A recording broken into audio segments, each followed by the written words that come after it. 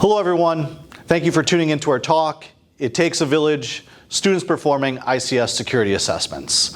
My name is Skarr. I'm tenured faculty here at Everett Community College, and I was also a member of the National Guard, where we were performing a handful of missions in different critical infrastructure, and our unit even stood up training and trained other cyber operators on how to perform assessments in an ICS space. I took that experience and the lessons learned and rolled it into the fabric of a 5-credit class here at Everett Community College, and we're presenting on the first class to actually go through this experience and performing their very own mock ICS security assessment. Special thanks to all the volunteers at ICS Village. I know it takes a lot of work and effort to get things off the ground for these events, and we appreciate the opportunity to share our story. Every year I would return to the DEF CON and spend a lot of time at the ICS Village. I really appreciated having access to the technology, the talks, culture, and even the community involved with everything. And when we had an opportunity to pursue a grant and possibly build up an ICS program, I immediately thought of those experiences that I had at DEF CON leading up to our pursuit of this program. So when the grant opportunity kind of came to our team, we were exploring a lot of different technologies in which we could possibly invest in. And the typical stuff comes up, like should we go cloud, server, more networking stuff? And obviously cybersecurity is big and a lot of student interest is there in that space, but it took a nudge from my team to say, hey, you do a lot of cool missions, you're doing all this ICS stuff, like why don't we go there? So, we did. And I reached out to Tom Van Norman, who's the co-founder of ICS Village, and I said, Tom, like what you guys have is extraordinary. What would it take to actually get that here on our campus?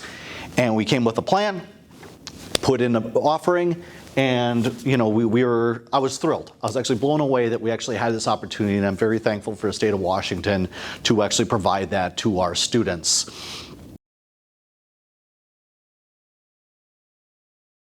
When we created the Assessing and Securing Control Systems class, we wanted to make sure that we could have students from information technology, operational technology, and business programs all funnel up into this class so we can have this cross-cut of culture all within the same class. In my experience with these assessments, it really took those 3 areas to come together to understand not only how businesses function, but how does the business processes map down to the information technology, that technology supports those processes, and then the IT, how does that actually relate to all your different operational technology down together? And once you have those dependencies mapped and you understand how the whole system truly works, that's when you can start looking at how to effectively apply security controls and find those crown jewels within an organization that require deeper layers of protection. All throughout the quarter, students were working as a team to actually prepare briefings to a mock manufacturing group, where they had to present different threats that happened in real time. So when Oldsmar happened and the Colonial Pipeline, we rolled that into the fabric of the class. They had to actually kind of take what information was available to them and then present to a group in terms that they actually understand. So we built on those skill sets over the quarter. And during the last week, they were presented a company that actually, enjoyed their presentations and hired them to assess their company. And the company I created was Fantastic Plastics. It's a plastic mold injection company, and they provide a product to an aerospace manufacturer in the area, and they also have DoD contracts. So students had 7 primary tasks that they had to deliver on. And in addition to working with the customer, which was me, through email, they had to perform a physical assessment of this environment and then perform or give a presentation to the owner. And the owner in this exercise was Tom Van Norman from ICS Village. And they knew that they had to present to someone knowledgeable. They didn't know that they had to present to the creator of the wall. Sharing their experience of this assessment are two students, Chris and Alex, who took a big interest in ICS over the quarter and have a lot to offer to the community. I'm proud of all of our students who are choosing to get their education on top of a pandemic right now, but I really want to take a moment to have two of my students share their story. Hello, my name is Chris von Reybyton, and this is Alex Vigovskiy, and I am a former student, graduated Everett Community College in winter of 2020, and I'm currently in North Pole, Alaska, so pardon the bad connection. I'm Justin Washington over here. I'm Alex. I'm a recent graduate at Everett Community College. I closed out my time taking Dennis Skarr's ICS security class with Chris. And I came back to Everett Community College just for that class. Yep.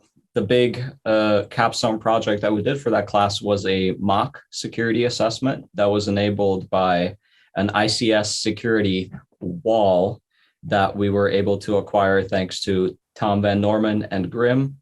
And what it is it's a piece of hardware that it's an all-in-one kind of ICS solution, including the HMI, the PLC, and the actual in-out process towards the end, which I guess was a plastic making device.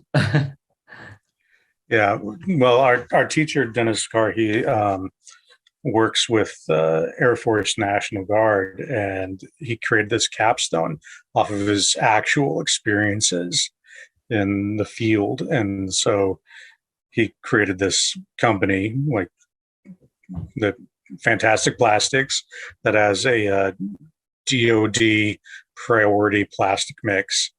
And so we were sent in to assess and secure the company. And the scope of our assessment was having to do with the operational technology part of the network.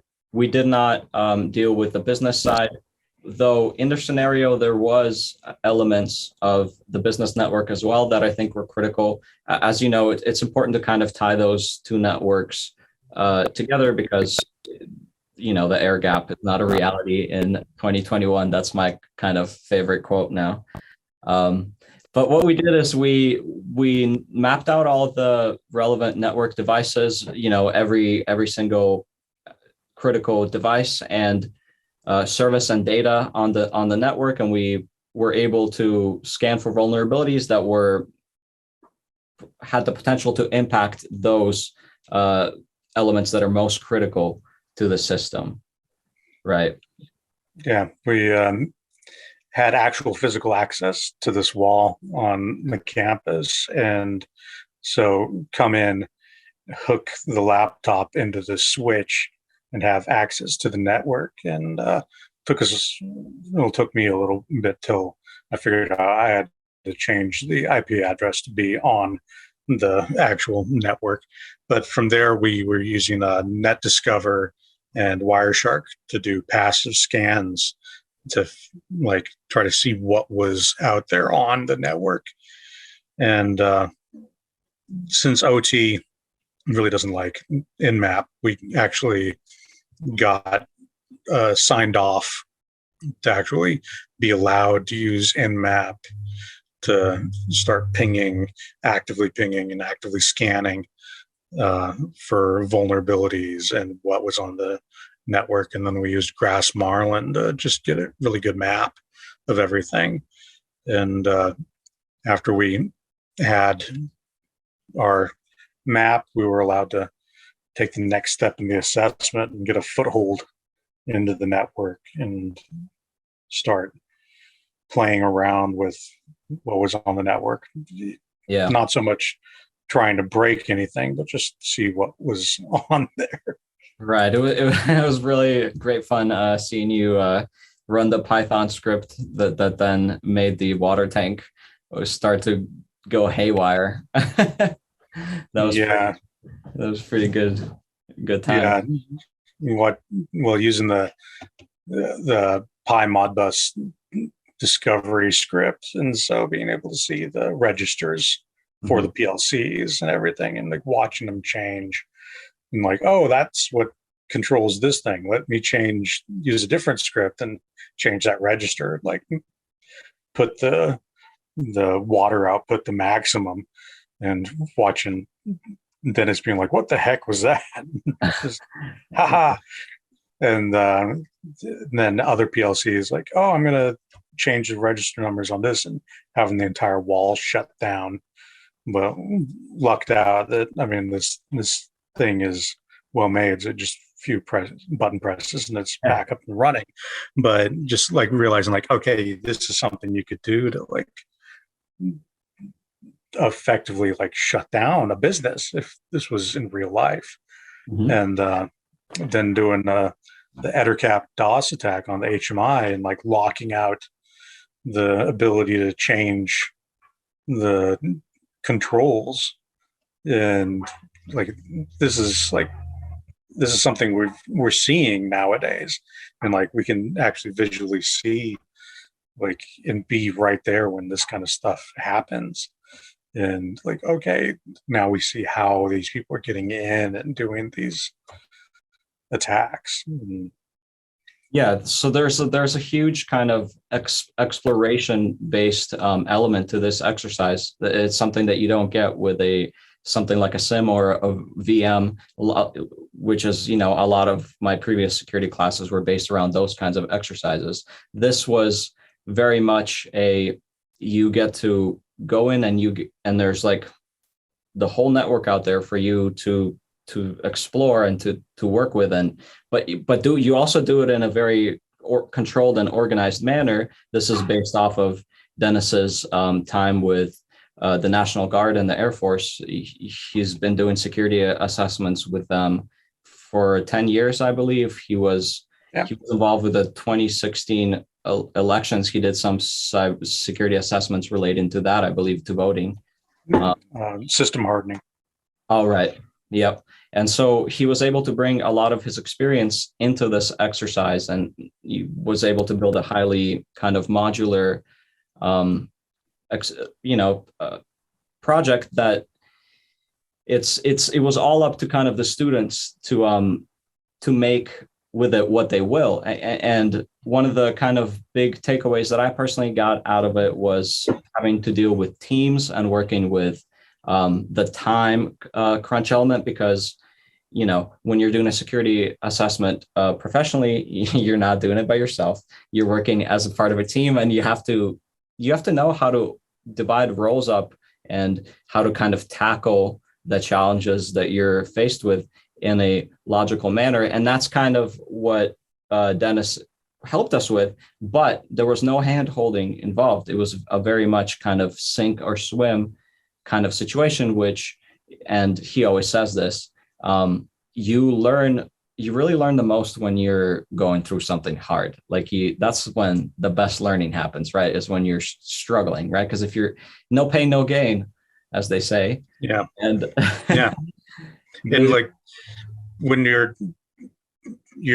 actually doing this assessment, like we were an actual like red team, and like you don't, in those kind of experiences, you don't have somebody behind you going, oh, you did that right, or like this is how you get to that. Like we actually had to troubleshoot and figure this stuff out, but also staying within scope of our like objectives and our SOD and all that stuff.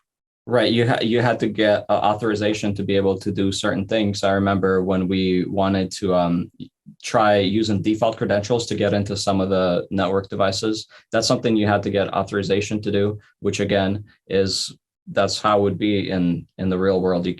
You can, a business might not want you accessing certain documents. So it was highly effective as an exercise in that sense. And again, if you think about it, this is how security assessments go in the real world. Every network is going to be different.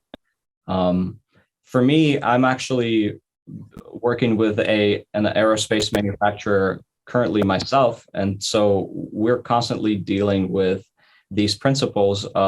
Almost all the data that we work with is highly controlled. It's called CUI, Controlled Unclassified Information. The Department of Defense is one of our clients. So if we fail to protect the data and the confidentiality of that data, it could mean huge fines for us or loss of face. Certainly we can lose customers because of that. With our assessment, we were primarily working with, all that I just mentioned. That was part of it. And then the really exciting stuff was actually disrupting the the hardware itself, but that would be on the operational technology side. Yeah. And like for me, this class really, like being able to be working with the first ICS wall in higher education in the country, mm-hmm. or even in the world, really, like it so solidified, like, okay, cybersecurity is the way I want to go.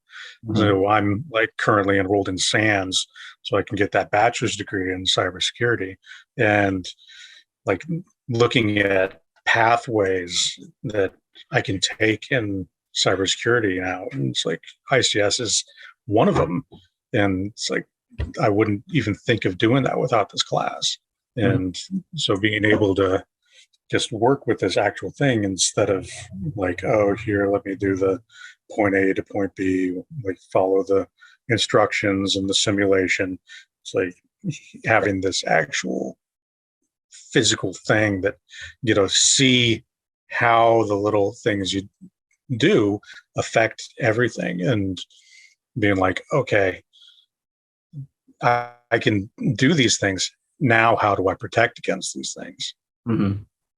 Yeah, what you're saying really, really hits home for me, because I was very new to IT even when I started the program here. So I had to learn the hardware and the networking principles like from the ground up. And then it was only when I started getting comfortable with that I started even getting interested in security. And again, those earlier classes, they were all dealing with just very rigid simulations, very kind of clunky VMs. And I never had a chance to really like stroke that fire to really become invested and interested.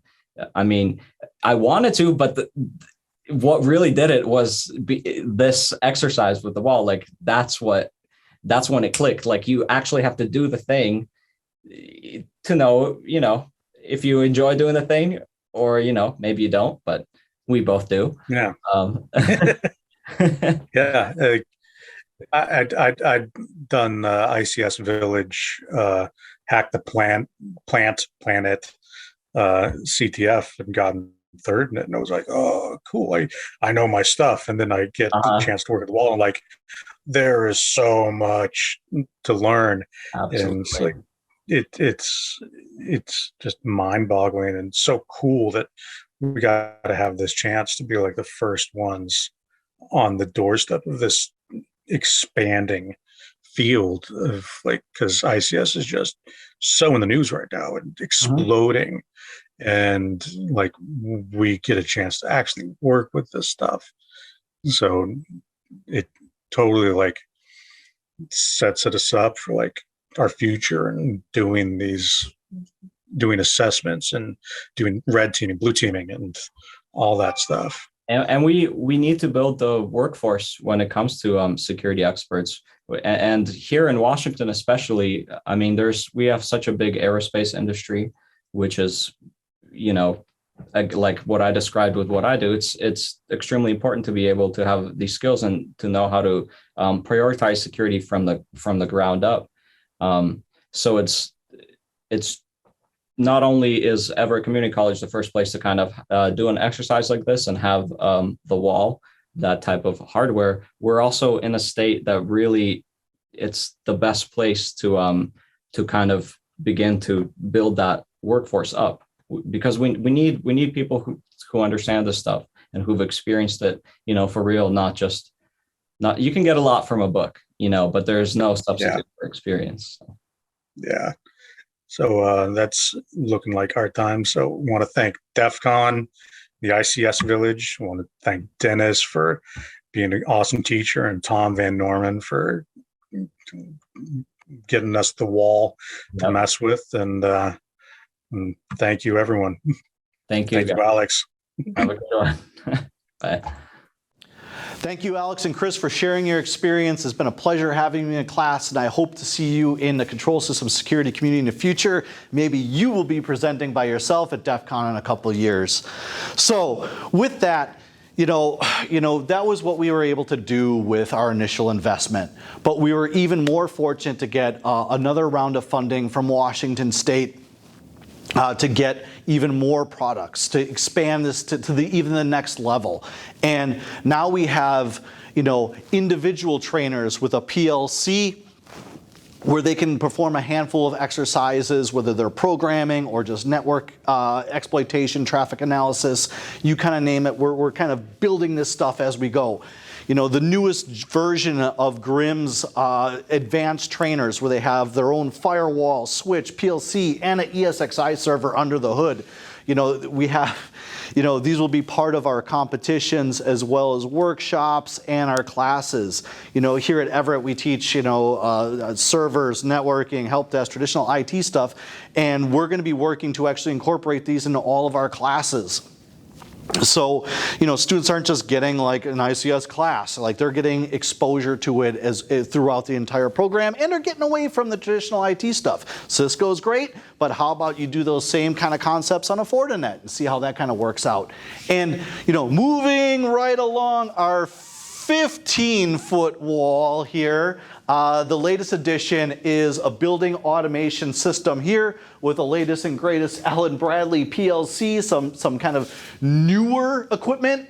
We got RF, RFID, a new HMI, and a very, very sweet wrapped server that's hosting our CTF server in here. So what this element adds to our program is, obviously there's new technology, new network protocols that we get to interact with here.